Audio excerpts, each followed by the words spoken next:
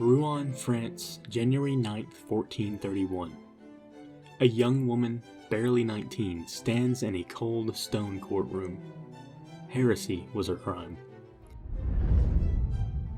She had blasphemed against the Catholic Church by wearing men's clothing, acting upon demonic visions, and refusing to comply with the Church. She was a peasant from a tiny village, yet she faced the most powerful men in Europe without fear. They branded her a heretic and a witch for claiming God sent her to save France. The 100 Years' War was taking its toll on Western Europe, and she was determined to liberate her country under God's command at any cost. She is Jeanne d'Arc, known as Joan of Arc, the Maid of Orleans, a legendary heroine in medieval history.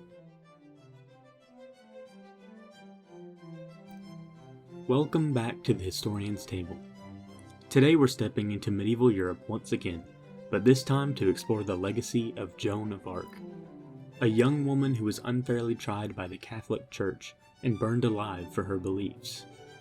This is the tale of Joan of Arc.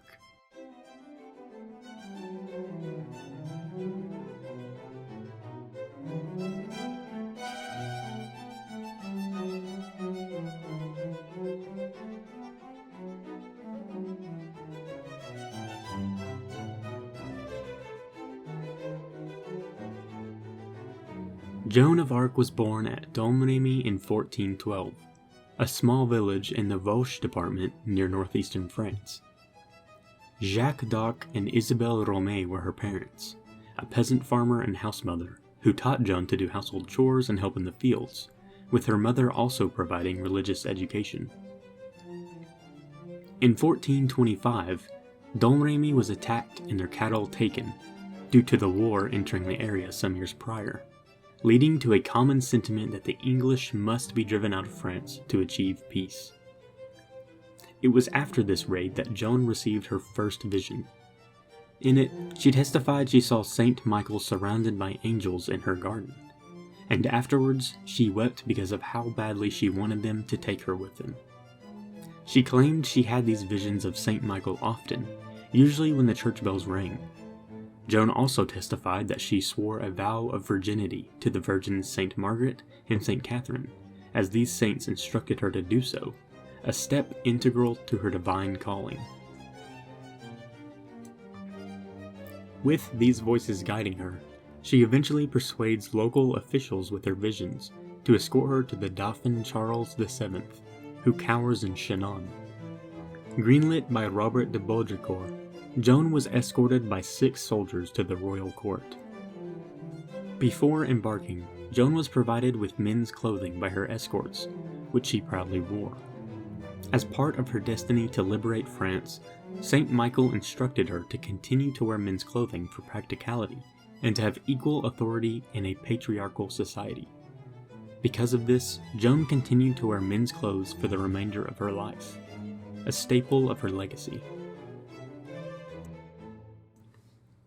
In late February or early March of 1429, Charles VII met Joan for the first time at the royal court in Chinon, when she was just 17 and he only 26. The recent siege of Orleans impeded the Dauphin's official coronation, and Joan explained she had come to raise that siege, and lead him to Reims for his enthroning.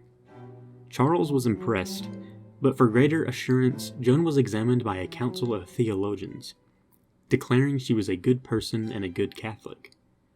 They agreed that sending her to Orleans could be useful to the king and would test the mettle of her divine inspiration. A final examination by women was performed, led by Charles's own mother-in-law, Yolande d'Aragon, to verify her virginity, proving the purity of her devotion. Charles was finally reassured by these tests and commissioned plate armor for Joan, also allowing her to design her own banner. After nearly a century of war, the Armagnacs were disheartened, but after joining them, Joan's virtuous and motivating personality raised their spirits greatly. Joan was so confident in her divine mission that, before going to Orleans, she dictated a letter to the Duke of Bedford, warning him that she was sent by God to drive him out of France. Joan arrived in Orléans in 1429 with an enthusiastic greeting, raising morale as she paraded her banner through the streets. While she wasn't given any military responsibility initially, Armagnac commanders soon followed some of her advice on attack and defense strategies. On May 4th, the Armagnacs charged the Bastille des Cellules. As soon as she heard news of the attack, Joan rode out with her banner to a failed assault. However, her appearance rallied the soldiers who charged again and took the fortress. The next day was Ascension Thursday, so no combat occurred, but Joan wrote another letter warning the English to leave, tied it to a bolt, and it was fired over to the English troops. Resuming their offensive on May 6th, another section of Orléans was captured, which the English had deserted. Joan encouraged another assault on Les Augustins, an English fortress built around a monastery.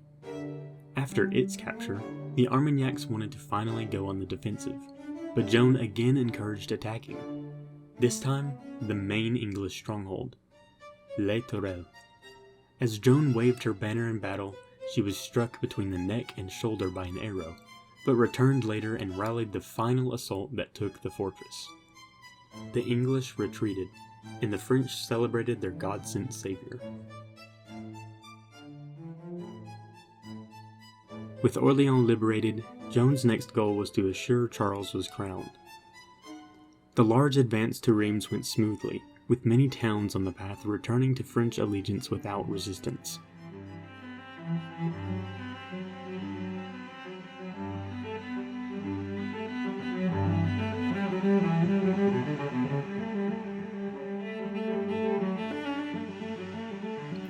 Reaching Reims, Joan was given a place of honor at the coronation of Charles, announcing that God's will had been fulfilled. The Armagnacs' next target was Paris. On September 8th, they attacked, and Joan was struck in the leg by a bolt and had to be rescued. After losing 1,500 soldiers, Charles ordered an end to the assault. For whatever reason, the French court saw this defeat as an end to Joan's divine inspiration, diminishing her role in the court. After further defeats in Pyrénées-Grassart's territory, Joan's reputation diminished even further.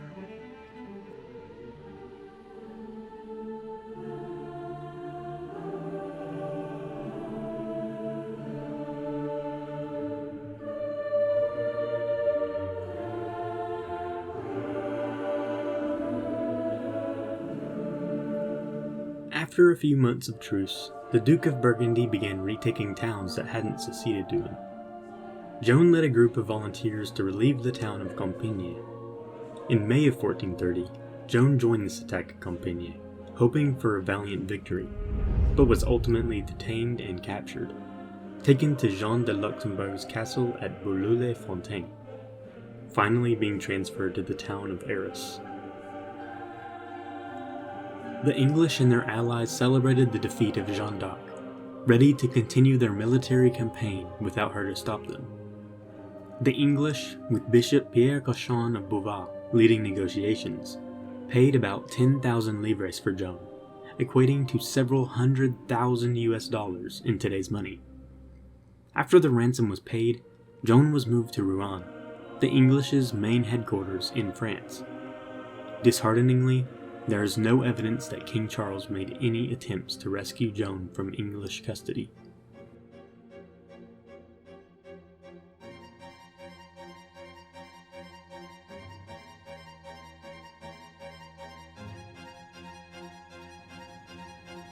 On January 9th, 1431, Joan of Arc was put on trial. The Catholic Church listed her crimes: heresy, transvestitism, claiming direct divine revelation, witchcraft and sorcery, schism of the church, idolatry and superstition, disobedience to church authority, and blasphemy are your crimes, Joan of Arc. Joan responded, "All that I have done at God's command." The initial verdict was inconclusive. Joan was kept prisoner. The presiding bishop, Pierre Cochon, manipulated interrogations and disobeyed the canon law. According to the canon law, Joan should have been kept in a church under the watch of women, but was instead imprisoned and guarded by male soldiers. During the trial, it seemed Joan had a fair share of control, remaining tempered and reprimanding the council for asking questions simultaneously, telling them to refer to their records when needed. She answered questions brilliantly, perfectly threading the needle despite the council's entrapments. When questioned about her faith, she responded, If I am not in the state of grace, may God put me there. And if I am, may God so keep me. Innocently proving her virtue. It's recorded that her interrogators were stunned by her answers. Realizing Joan's resolve wouldn't be broken willingly, she was intimidated by torture instruments. Even still, she remained determined, and Cochon finally backed off. Despite her perseverance, on May 23, 1431, Joan was officially reprimanded by the court. The next day, in the churchyard of St. Owen's Monastery, Cochon read her abjuration document aloud. To sign it would be to renounce her visions, her weapons, and wearing men's clothing. Joan was illiterate, so she signed the document with an X, likely fatigued from the constant berating of her interrogations. She was now a prisoner, and could face the death penalty if convicted of relapsing into heresy.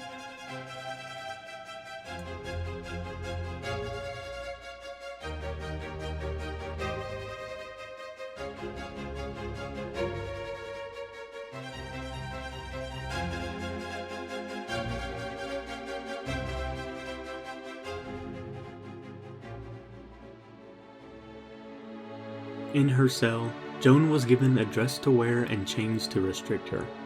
Witnesses during the later Rehabilitation trial claimed Joan was subjected to recurring mistreatment, including attempts of indecency by male guards and even one English noble. According to the trial record, Joan argued for better conditions and even men's clothing, stating, It was more fitting for me to wear men's clothing while I was among men, and it was by God's command. When Cochon asked Joan about her saintly visions, Joan claimed the voices criticized her for abjuring out of fear and that she would not deny them again. By no longer denying her visions, her abjuration was voided. Joan of Arc was a relapsed heretic, and she would be executed. 42 assessors were summoned to vote upon her fate, and in the end, they all voted that Joan had relapsed into heresy and should be abandoned to the secular power. On May 30th, 1431, Joan was allowed to receive the sacraments, despite her heresy. At Rouen Vieux Marché, her sentence of condemnation was read publicly. At just 19 years old, she was taken to her stake, crudely fashioned of wood and iron. Tied to the pillar, she asked to see a cross as she died. An English soldier fashioned one of sticks. She kissed the cross and placed it by her chest, chin held high. Some spectators cheered, others wept. As the bailiff held the torch to the pyre, Joan called out to her saints, proclaiming one last time that her visions were divine. My voices were from God. My voices did not deceive me. As the fire burned hotter, so did Jeanne d'Arc's faith. Finally she cried out, Jesus! Jesus! just before falling unconscious and ultimately perishing, cementing her legacy in medieval history.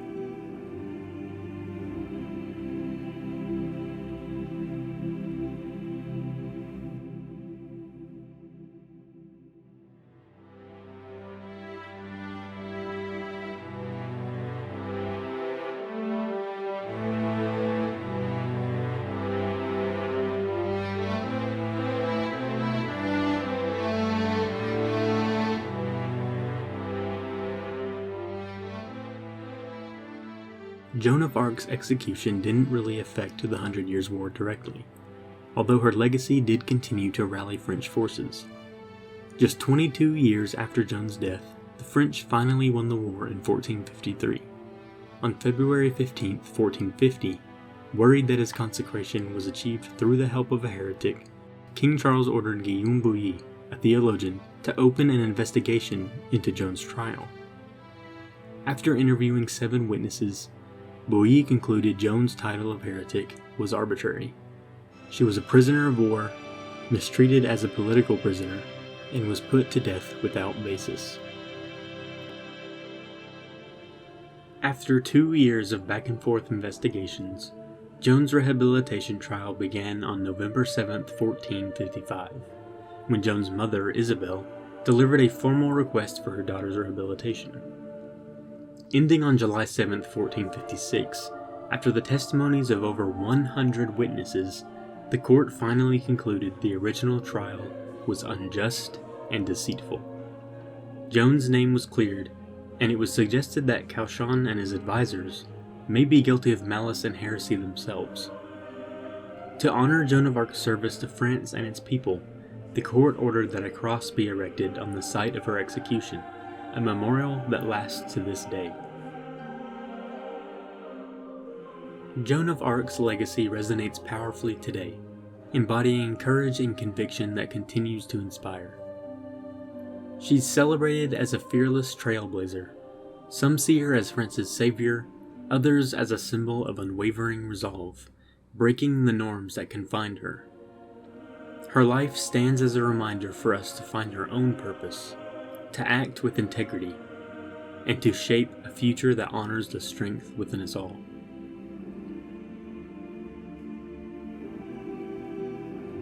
Go forward, bravely, fear nothing.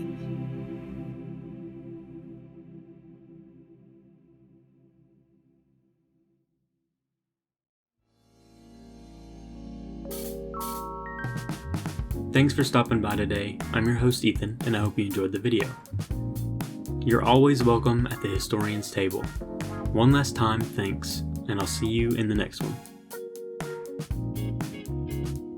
Hey, this funky music is très bien.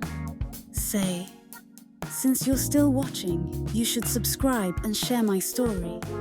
Merci les amis.